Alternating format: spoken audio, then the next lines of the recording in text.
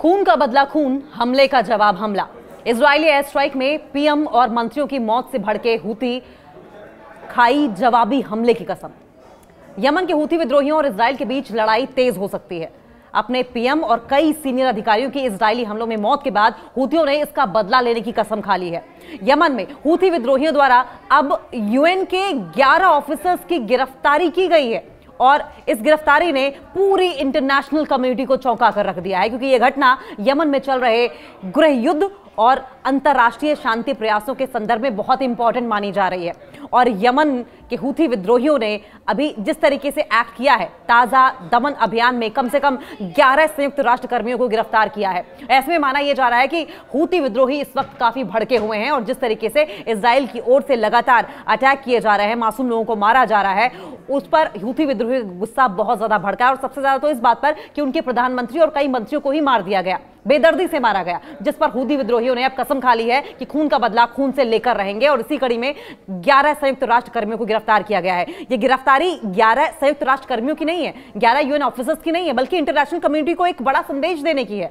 Yemen के Houthi विद्रोहियों ने रविवार को संयुक्त राष्ट्र कार्यालय पर पहले रेड की, छापेमारी की और कम से कम 11 यूएन ऑफिसर्स को गिरफ्तार कर लिया, जो कि इस ईरान समर्थित समूह द्वारा मानवीय कार्यकर्ताओं पर किए गए ताजा दमन का हिस्सा रहे हैं। लेकिन यह हमला हूती विद्रोहियों का गुस्सा था, क्योंकि अटैक में उनके पीएम को दर्दनाक तरीके से मार दिया गया था। इजराइल की सेना ने यमन के सना शहर में हूती विद्रोहियों पर हमला किया है, जिसमें हूती सरकार के प्रधानमंत्री समेत कई कैबिनेट मंत्री मारे गए थे। हमले में हूती सरकार के पूरे प्रशासन का सफाया हो गया। वहीं नए कार्यवाहक प्रधानमंत्री भी नियुक्त कर दिए गए और उसके बाद हूती विद्रोहियों का गुस्सा इस कदर चरम पर है कि हूती विद्रोहियों ने ठान ली है कि इजराइल के एक सैनिक को जो भी हूथियों पर नजर डालने की कोशिश करेंगे, उनको चुन चुनकर मारा जाएगा। यमन के हूती विद्रोहियों ने इजराइल से बदला लेने की कस्में खाई हैं। इजरायली हवाई हमलों में अपने प्रधानमंत्री अहमद अल रहावी और कई सीनियर नेताओं की हत्या के बाद हूथियों की ओर से अब कई तरह के स्टेटमेंट्स भी जारी किए गए हैं और इन स्टेटमेंट्स को लेकर हूती विद्रोही बहुत सीरियस हैं। इन स्टेटमेंट्स को जारी करते हुए कहा गया है, हूतियों ने यह कहा है कि वे अपने नेताओं की मौत को याद रखेगा और इन मौतों का हिसाब इजराइल से जरूर चुकता किया जाएगा, एक एक करके चुकता किया जाएगा। टेलीग्राम पर प्रसारित एक संदेश में हूतियों के समूह की सर्वोच्च राजनीतिक परिषद ने एक प्रमुख मेहंदी अल मशात ने कहा है कि हम अल्लाह, यमनी लोगों को और शहीदों के परिवारों से इस बात का वादा करते हैं कि इजराइल से बदला लेंगे, चाहे जो हो जाए, इस बात का हम बदला लेंगे। मशात ने कहा कि इजराइल में अब कोई सुरक्षित नहीं है और ऐसे में वहां काम कर रही विदेशी कंपनियां देर होने से पहले इजराइल को छोड़ दें, नहीं तो अंजाम बहुत बुरा होगा। हूतियों के इजरायली हमले पर प्रतिक्रिया क्या है, ये भी आप जान लीजिए। देखिए, लगातार इजराइल अटैक पर अटैक किए जा रहा है, जिसमें न सिर्फ मासूम लोग मारे जा रहे हैं, बच्चे मारे जा रहे हैं, बूढ़े मारे जा रहे हैं और कई ऐसे ठिकानों को भी इजराइल की ओर से टारगेट किया गया है जहां पर युद्ध का कोई लेना देना तक नहीं रहा है। ऐसे में यमन के हूती विद्रोही ने इजराइल द्वारा अपने नेताओं की हत्या के बाद, अपने आम लोगों की हत्या के बाद इजराइल के खिलाफ सख्त प्रतिशोध की, सख्त बदला लेने की धमकी दी है। और इस प्रतिक्रिया को अगर हम समझें, क्योंकि हूतियों की ओर से अब जो रिएक्शन आ रहा है, इसे समझना बहुत जरूरी है, क्योंकि ये असेसमेंट जो है, ये एनालिसिस जो है, ये बताएगा कि हूती किस तरीके से इजराइल पर अटैक करने के लिए तैयार हैं।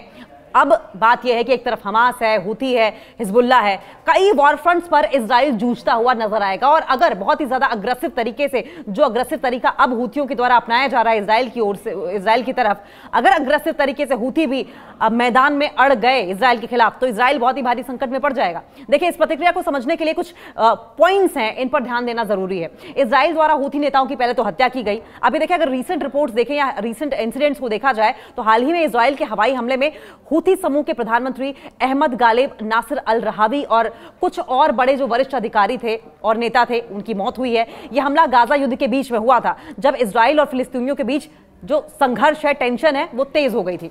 अब ये समझें कि अहमद गालिब नासिर अल रहावी कौन थे, क्यों उनकी मौत के बाद हूती विद्रोही इतने गुस्से में नजर आ रहे हैं। अल रहावी हूती विद्रोहियों का एक प्रमुख नेता थे और जो समूह की राजनीति और सैन्य गतिविधियों का संचालन कर रहे थे। उनकी हत्या हूतियों के लिए एक बड़ी चोट थी, क्योंकि वो हूती आंदोलन का एक केंद्रीय, एक प्रमुख चेहरा रहे हैं, एक पिवटल रोल वो अदा करते थे।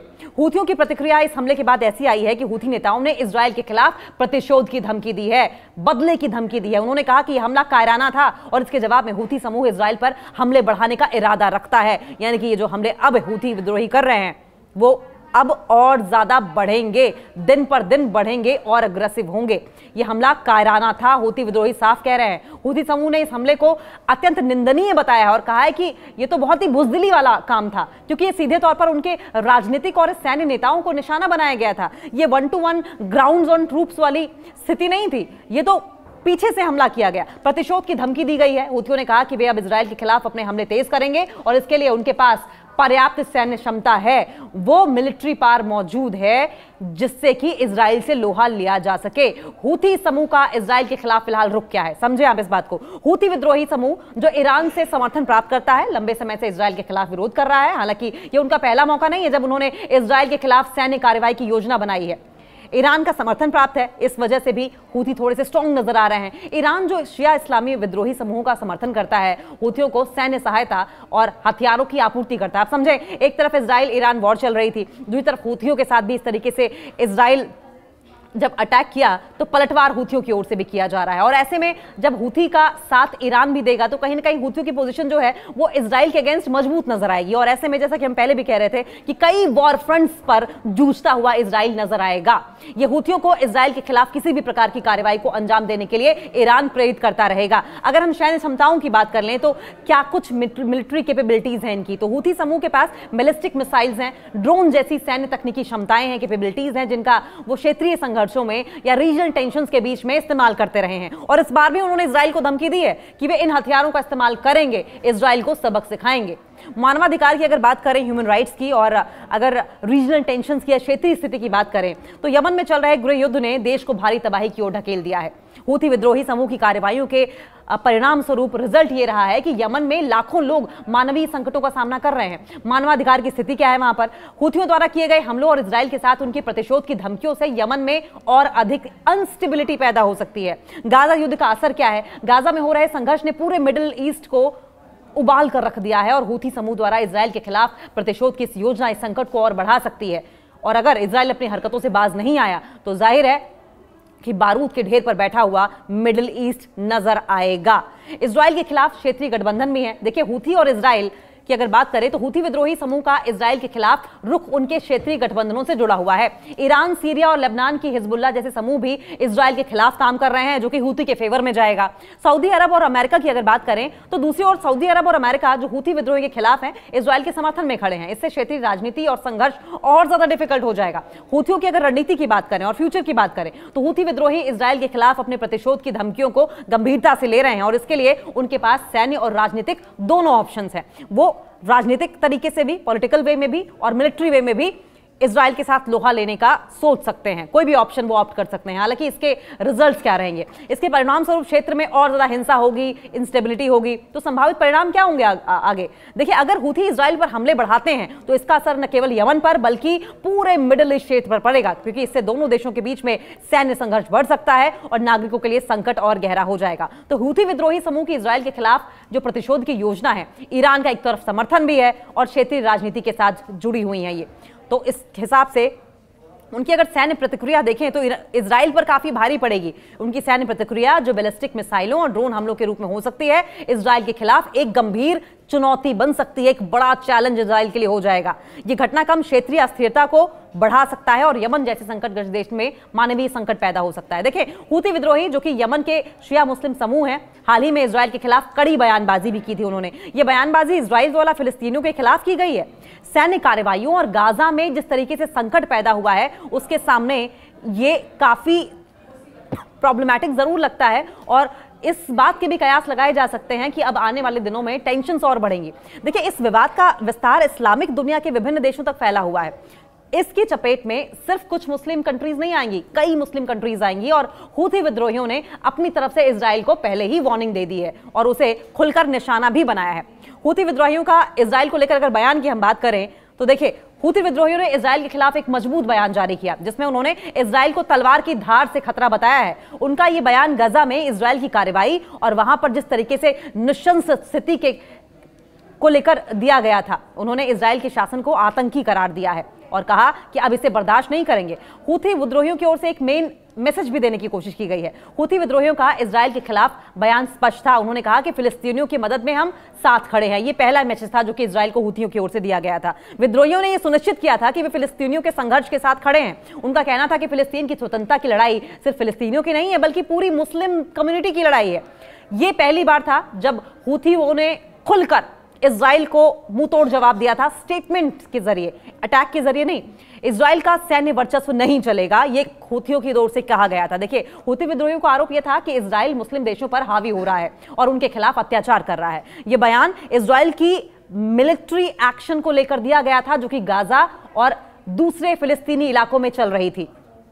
और इसके अलावा हम युद्ध के लिए तैयार हैं, बार बार हूथी विद्रोही ये कहते रहे और इजराइल को चेतावनी देते रहे कि वो युद्ध के लिए तैयार हैं, वे हर हालत में युद्ध के लिए तैयार हैं। उनका कहना था कि अगर इजराइल ने फिलिस्तीनियों के खिलाफ अपनी कार्रवाई को नहीं रोका तो वे संघर्ष में सक्रिय रूप से शामिल हो जाएंगे। तो देखिए, गाजा, फिलिस्तीन हो, हर जगह हूथी विद्रोही खुलकर इजराइल के सामने खड़े होते नजर आए हैं, लोहा लेने की बात करते रहे हैं और किसी भी हालत में इजराइल के सामने घुटने टेकने की बात से इनकार करते रहे हैं और अटैक का जबरदस्त रिटेलिएशन के साथ जवाब दिया है, मुंहतोड़ जवाब दिया है। और ऐसे में अगर एक और स्टेटमेंट की बात करें तो हाल के हमलों की अगर बात की जाए तो हूथी विद्रोहियों ने इजराइल को अपनी ओर से हमलों की धमकी दी है। उन्होंने घोषणा की कि यदि इजराइल ने फिलिस्तीनियों के खिलाफ अपनी सैन्य कार्रवाई को जारी रखा तो वे भी इजराइल के खिलाफ अपनी शक्ति का इस्तेमाल करेंगे।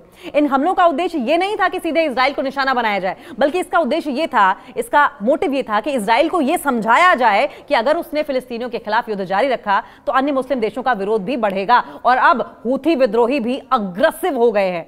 हूथी विद्रोहियों ने यह भी साफ कर दिया है कि वे किसी भी कीमत पर फिलिस्तीनियों के पक्ष में खड़े रहेंगे और साथ साथ अब क्योंकि अब बात सीधे तौर पर हूथियों पर आ गई है, हूथी नेता को मार दिया गया, हूथी प्रधानमंत्री को मार दिया गया, कई बड़े ऑफिसर्स को मार दिया गया, कई बड़े नेताओं को मार दिया गया।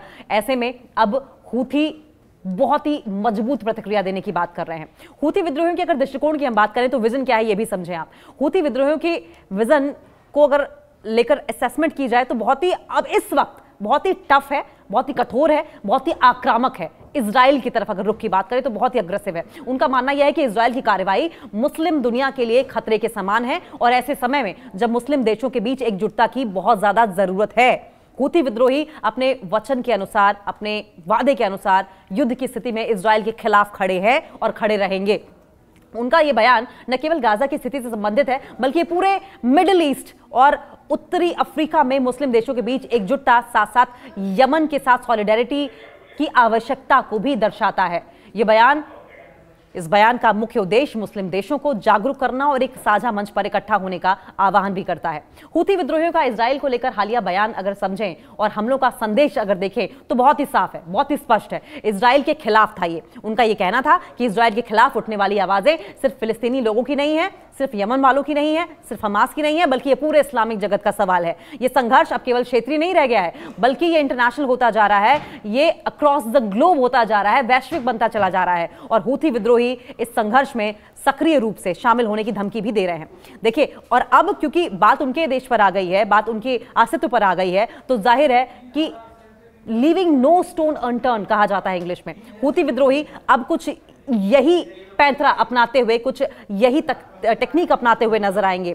ये बयान अब इस्लामिक देशों के बीच एकजुटता और समर्थन की आवश्यकता को उजागर करता है, खासकर उन परिस्थितियों में जब मुस्लिम दुनिया को लगता है कि इजराइल का प्रभाव बढ़ता चला जा रहा है। ऐसे में अब खून का बदला खून, हमले का बदला हमले से लेकर हूथी विद्रोही इजराइल पर राशन पानी लेकर चढ़ते हुए दिखाई दे रहे हैं। इस बीच इजराइल एयर स्ट्राइक में जिस तरीके से पीएम और मंत्रियों की मौत हुई है, उससे हूथी विद्रोहियों द्वारा इजराइल को खत्म कर लेने की कसम खा ली गई है, जिससे यह माना जा रहा है कि मिडिल ईस्ट अब बारूद के ढेर पर खड़ा हुआ आने वाले दिनों में नजर आएगा, अगर मीडिएशन की तमाम जो कोशिशें की जा रही हैं वो असफल हुई तो।